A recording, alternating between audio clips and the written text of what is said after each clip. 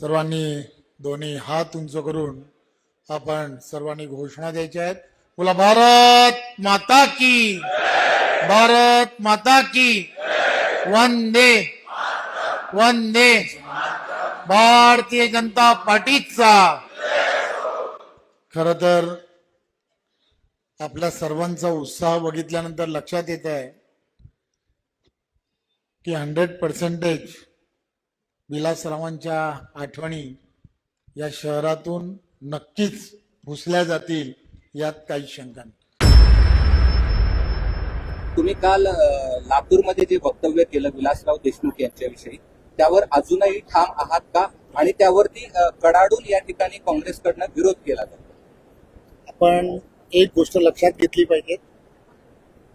मी लातूरमध्ये जे म्हटलं, आपण लातूरमध्ये पाहिलं असेल की त्या ठिकाणी प्रत्येक महानगरपालिकेच्या निवडणुका, या निवडणुका या कशासाठी असतात तर त्या निवडणुका ह्या तिथल्या असणाऱ्या नागरी सुविधा ही कोणती पार्टी ही अतिशय गतिमान पद्धतीने करून देईल यासाठी असणाऱ्या त्या निवडणुका असतात.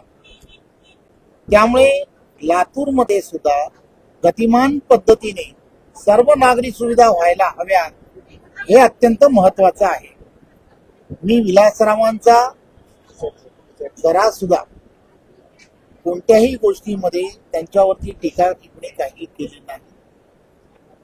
तू त्या ठिकाणी ज्या वेळेला मी पाहिलं तिथला असणारा काँग्रेसचा अजेंडा काय, तर विलासरावांच्या असणाऱ्या पूर्णच्या पूर्ण विलासराव फार मोठे नेते होते, मुख्यमंत्री म्हणून त्यांनी काम केलंय, परंतु त्यांनी त्यांच्याच बाबतीमध्ये त्यांनाच घेऊन आपण मतदान करावं, विलासरावांना घेऊन मतदान करावं, विलासराव यांनाच फोकस करून काँग्रेस तिथे मतदान मागताय.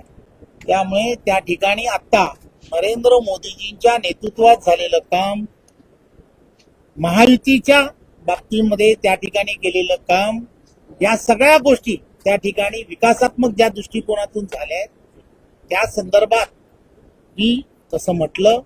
परंतु तरी सुद्धा त्यांचे चिरंजीव माझे अत्यंत चांगले मित्र आहेत, त्यांच्या जर त्यामधल्या भावना दुखावल्या असतील तर मी नक्कीच त्यांची दिलगिरी व्यक्त.